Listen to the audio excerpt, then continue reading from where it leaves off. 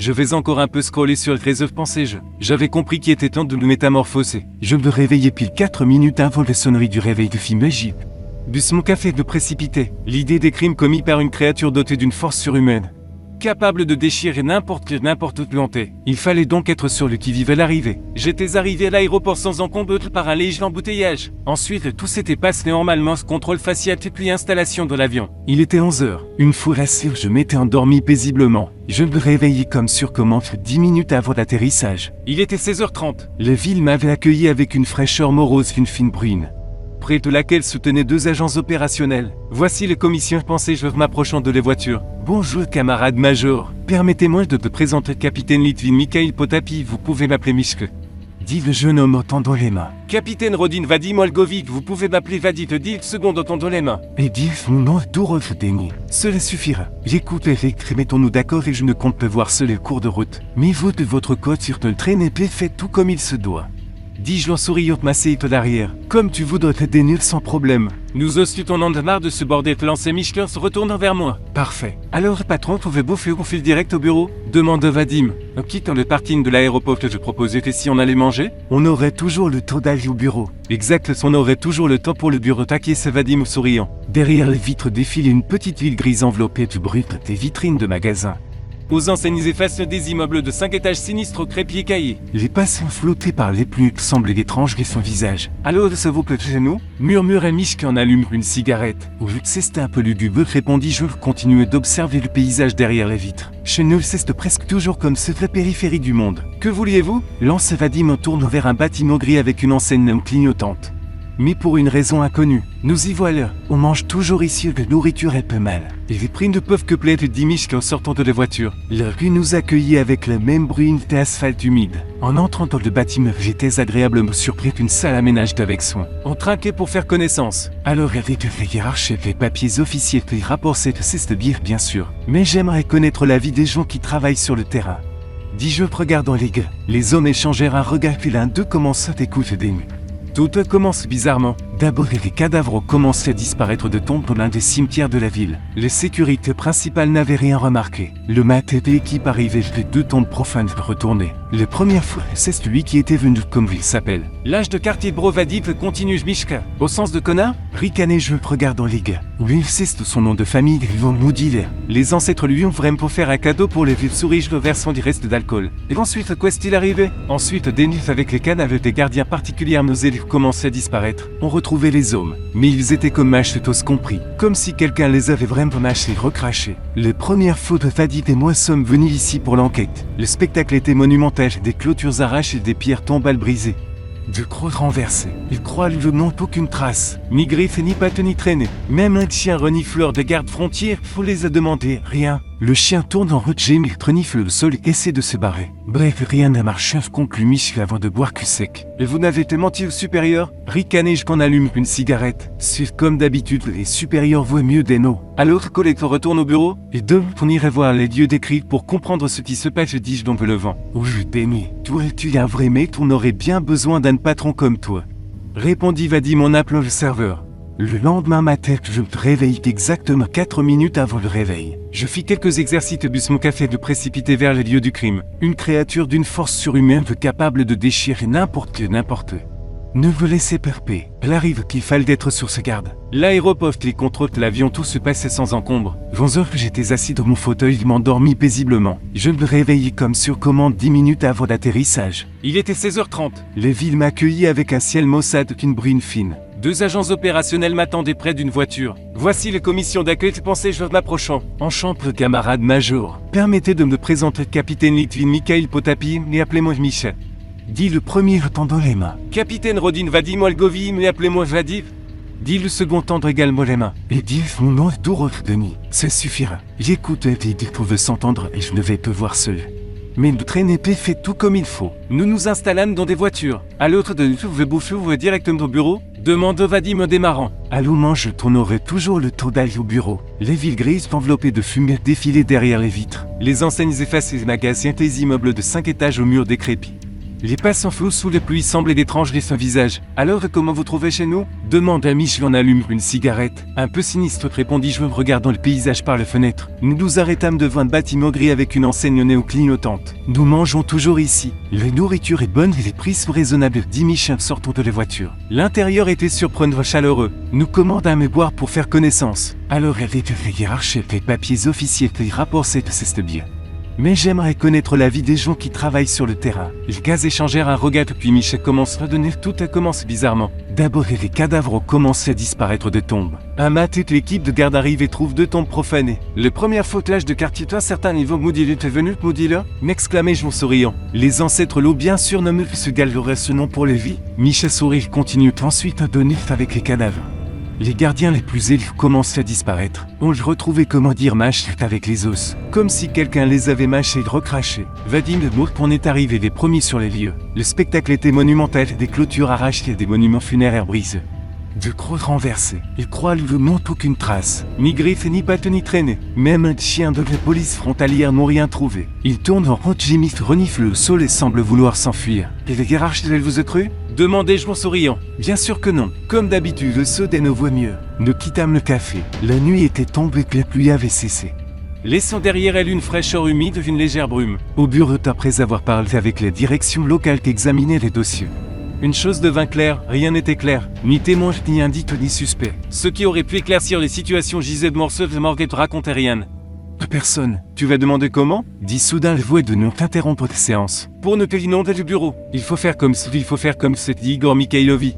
Le chef de la police locale. Vadim, Mich était discrètement si tu n'y vois pas d'inconvénient. Il se leva et me tendit les mains. Alors conduisait le camarade major à l'hôtel. Le numéro était déjà réservé par les directions. Assis dans la voiture.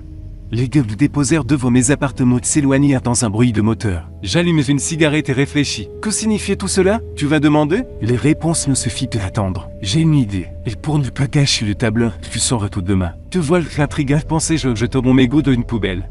Avec qui tu crèves, tu deviens comme t'ajoute-nous avec une pointe d'ironie dans la voix. Moi, ne t'inquiète pas. Voici un indice demain pour moi, ce ne serait rien d'extraordinaire. Juste un spectacle amusant avec des éléments d'immersion totale. Un ami de compé qui fait des promos pour un film tant attendu. Bon, on va voir, pensais-je qu'en ouvrant la porte de l'hôtel. L'intérieur, te dire, je ne veux plus. Le rôle était chaleureux, presque comme à la maison. Derrière le comptoir se tenait une jeune femme agréable. Après avoir échangé quelques mots et vérifié les papiers, je montai dans ma chambre.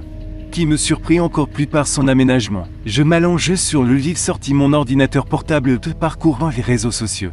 M'endormis sans m'en rendre compte. Un appel strident me tirait du royaume de Morphée. Je veux lever le contre-cure. Alors Denis, c'est 0 Désolé de te réveiller dans un nouveau cadavre. L'endroit est isolé derrière les villes près de la rivière. Voilà un rebondissement. J'arrive et je suis pris pour le travail de la défense, répondis-je raccroche avec un sourire. Il faudrait que même malgré le morgue dit ironiquement la voix de nous. Je sortis dans la fraîcheur matinale qui me fit rentrer la tête dans les épaules. J'allumai une cigarette et inspirai avec plaisir la fumée acre profitant d'une courte pause. Autour de moi régnait le silence.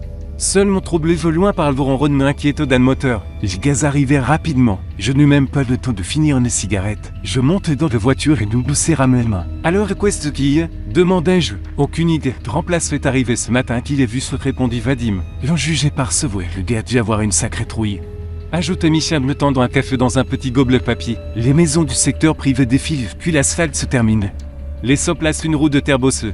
Principale rue d'une coopérative de date appelée Bosco d'Aurore. Mon GPS intérieur me disait qu'il ne restait plus longtemps de rouler. En effet, après 10 minutes, un vieux cimetière apparut. Près des portes se trouvait une voiture de la brigade opérationnelle, autour de laquelle s'était rassemblée une foule de gens uniformes et discuteraient voix basse. Je sortis de la voiture et me dirigeai droit vers eux. Bonjour, le major Dourov FSP de Russie. Qu'est-ce qui est d'intérêt ici? Dis-je me présentant. Un homme au costume vert foncé s'avança. Bonjour, vous êtes excusez-moi, qui êtes-vous? Major Dourov FSB. On m'a dit que des corps avec des fractures étaient arrivés récemment. Puis-je les voir? Bien sûr, suivez-moi, dit-il en faisant un geste de la main. Tous ces échantillons biologiques, excusez l'expression, mais je ne peux pas les appeler autrement. Je travaille qu'anatologie depuis plus de 20 ans, mais je n'ai jamais vu ça. Les corps semblent avoir été mâchés et recrachés. Et vous savez qu'il y a des traces de humaines dessus? Celle d'une bête sauvage d'un ours ou d'un loup. Non, celle d'un humain. Mais je vous assure que les humains ne peuvent pas faire ça. Ils s'arrêtaient devant une porte avec une plaque chambre froide. Alors, quelles sont vos conclusions? Je les prendrai compte dans mon rapport, dis-je en ouvrant la porte. Je ne vais pas m'attarder sur ce que j'ai vu. Je dirai seulement une chose en sortant de la morgue. Je savais une chose avec certitude, mes pires craintes s'étaient confirmées. Nous avions de gros problèmes et les gars devaient comprendre quoi nous avions à faire. En m'approchant de la voiture, je décidai d'aller droit au but. Alors, de neuf qu'as-tu appris de nouveau? Demandait Michel debout près de la voiture. Écoute, c'est sérieux. Sans grave, on ne comprendra rien. Même comme ça? Bon alors, allons-y, Batiushka Pertorus famille, répondit Michel claquant les portières. Il voulait dire quelque chose, mais pour ce il fallait boire. Et il est toujours là, surtout que c'est l'heure du déjeuner. Ajoutait Vadim en tournant le volant. Il riait maintenant, mais je savais qu'il n'aurait bientôt plus du tout envie de rire. Tout le long du trajet, je réfléchissais à la meilleure façon de tout leur expliquer. Que seul me leur explique, mais je préparais. Car tout ce qu'est pour Monte faisait partie du travail pouvait bouleverser leur vie. Les divisions en avaient un après. Nous arrivâmes au café où nous étions l'éveil. Après avoir garé la voiture, nous entrâmes. Alors de quoi est-ce qui s'est passé d'important? Demanda Michel s'asseyant que les tables passent en commande. Je les regardais pensivement commencer lentement, ce ne sont pas des criminels ordinaires. Dans quel sens? Demanda Vadim les sourcils froncés. Je fis une pause. Michel et Vadim échangèrent un regard. Donne-nous tu te shootes quoi? Donne-nous un, on te rattraperait après ce gramme. Dit Michel priant. Je compris que cela sonnait comme un délire. Mais vous pensez qu'un humain ordinaire pourrait causer un téléphone ouragan sur un cimetière? La queue se tue. Il était clair qu'il ne savait pas quoi répondre. Bon d'accord, près un ouragan. Mais le cadavre, quoi est bon voler des cadavres d'un humain ordinaire? Je marque une pause dramatique. Messieurs, ces créatures vivent en famille et se nourrissent de cadavres. Putain, c'est quoi ces conneries? Demande enfin Michel. Et maintenant, quoi est-ce qu'on fait? Les traquer et les éliminer. On n'a pas vu chaud, répondis-je. Il y avait qu'on devait se battre contre eux? Des pieux au bois de tremble? Des balles en argent et de l'eau bénite? Ricane nerveusement Vadim.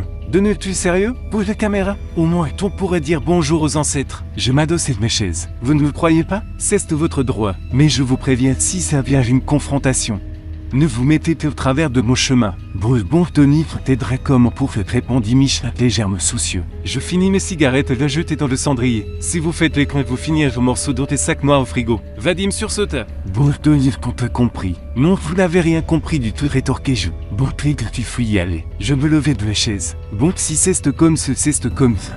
Répondit Michel se tapotant les genoux en fermant l'addition. Nous nous assîmes au silence dans la voiture, claquant presque simultanément les portières. À l'autre de nous, où doit-on aller? Demanda Michel en me jetant un regard. Le demi-dove. Pourquoi là-bas? Il n'y a plus personne depuis depuis qu'on déverse les déchets de la vie, que s'étonne Michel. Oui, il y avait 4 vieux, 4 estropites, ajouta Vadim. On y va parce que ces créatures s'installent dans des endroits comme ça. Sous l'odeur leur plaît, soit Dieu c'est quoi d'autre. Nous échangeâmes un regard. Autour de nous régnait le silence, seulement troublé par le drone de nos sourds de moteur au loin. Voltez, vérifiez vos armes et chargez les balles dans le canon. Dès que vous le voyez, tire de préférence à la tête. S'il commence à forcer le passage, d'essayer de les poursuivre sans fanatisme. C'est pour votre sécurité. Les mangeurs de morts sont extrêmement forts et très dangereux. Michel grogne, vérifions le chargeur. Les mangeurs de morts intéressants. Ils ont peur de quelque chose au moins? Josh et la tête au le regardant fixement. Nos filles nous connaissent et nous allons les tuer. Et comme toute créature impure, ils n'aiment pas les attributs religieux ou bénites, j'y crois. Alors, soyez prêts. J'ôtais la sécurité de mon vieux tout. Demi-dove n'était plus très loin. En effet, après quelques centaines de mètres d'une vieille plaque rouille apparue. À moitié effacée, des maisons semi-détruites, toits affaissés et des clôtures renversées. Cet endroit semblait l'oublier non seulement des autres, mais aussi de Dieu. Toutes les maisons que nous croisions semblaient abandonnées non pas depuis 10 ans, mais depuis 50. Une seule maison se distingue être relativement bien entretenue au milieu de cette désolation. Mon instinct me disait que c'était là. Michel me jetait un regard interrogateur. Tu vois cette maison? C'est ce qu'on veut. Son geste brusque prévint-je, comprenant déjà que tout irait de travers comme d'habitude. Nous nous arrêtâmes à quelques mètres de la maison pour ne pas attirer l'attention vers nous. Dirigeâmes silencieusement vers elle. Le silence régnait seulement troublé par une conversation à peine audible derrière la maison. Comme celle de deux hommes, nous avançâmes prudemment sur le chemin de béton ébréché. Essayons de faire le moins de bruit possible. L'air était humide, sentant l'humidité de pourriture. En approche de la fenêtre, nous jetâmes un coup d'île à l'intérieur. Une maison ordinaire, table, 2 enfants, une femme affairée près du poêle. Une ménagère typique. Mais les cernes sous ses yeux trahissaient une entité sinistre. Me baissant le plus possible, je jetai un coup d'île derrière le coin, resté bouche bée. Derrière la maison, un vrai diable est en train de fumer tranquillement une cigarette. Discuter avec un homme chauve et maigre qui remplissait un sac de toile avec des os et des morceaux de viande noire. Mon cœur se mit à battre pour rompre tes mains de vin moite. Il faut quoi, tu le commerce des os? Chuchote Vadim, tes lèvres seulement essayant de ne pas faire de bruit. Et à ce moment, je vois que les yeux du diable semblèrent s'embraser. Un frisson de parcourut l'échine. Ce n'était qu'un déguisement. Vive Vadim, dans le mort-vivant, hurlai-je en sortant mon pistolet. La créature fut projetée sur le côté et se tordit de douleur sur le sol. L'arche faisait son effet. Un autre coup de feu retentit côté. Je me retournai brusquement et compris que Michel avait été impressionné. La créature infernale se précipitait vers lui de prendre sa véritable forme au cours de route. Vive bordel. De quoi tu joues? Hurlai-je retire sur le mort-vivant. Nous reprenons le contrôle de mon coffre ne me permettait pas de rater. La créature tombait genoux commença à se consumer au dégage d'une fumée accrépante. Merci de nous, j'ai failli faire un infarctus quand cette saleté me fonce dessus, murmurait Michel. Je n'ai pas le temps de finir ne phrase qu'un bruit de verre brisé retentit derrière nous. Nous nous retournâmes. Vadim avait été projeté contre le cadre de la fenêtre. Il gît choqué par ce qui se passait. Il regardait la créature sauter une par la fenêtre ouverte. Reprenons leur véritable apparence membre de la famille. Je le précipitai vers elle, renversant les maîtresses de maison de cette maison horrible. Michel, les enfants, radite de vous lever, ordonnai-je. Un bon morceau de chair pure de cette créature immonde droit dans la tête. Michel lui se précipitait vers les enfants. On ne peut pas les laisser, lui criai-je. L'un d'eux renversait Michel, mais j'arrivais juste à être pour les deux. Trois coups de feu couchent et les créatures s'effondrèrent par terre. Commençons à se consumer lentement. Michel put à gauche. Combien de fois vais-je devoir sauver ton que maigrelet? Il m'a cassé le dos, je crois. Mais je suis viveux tout grand, répondit-il. Tu vas mettre. Sans tout serait gonflé comme des ballons de nouvel an. J'étais simplement heureux que l'affaire se règle et que tout le monde soit resté en vie. Grâce à Dieu. Après avoir passé un peu de temps avec les gars, je partis bientôt pour Moscou. Il fut décidé de donner une version édulcorée des directions locales. Mais mon propre commandement voulait tout savoir dans les moindres détails. Je m'arrêtai devant un bâtiment discret. Le patron m'attendait comme toujours. Bonjour camarade général, la mission est accomplie, dis-je, lui tendant les mains. Bonjour tout demi. Alors comment tout s'est passé? Demanda-t-il au lacerant. Tout s'est passé selon le protocole fait par que les criminels sortaient de l'ordinaire. C'est ça, mais ça toucha-t-il la tête? Non seulement qu'ils volaient et consommaient des cadavres, mais ils commerçaient aussi des os. Résulte 32 acheteurs ont été éliminés. Bon tenue, tu as bien travaillé. Maintenant tu peux te reposer. Il y a encore beaucoup de travail devant toi. Je m'assis au volant. Tu as raison, Denis. Le reponeste caresse répondit non avant de couper les communications.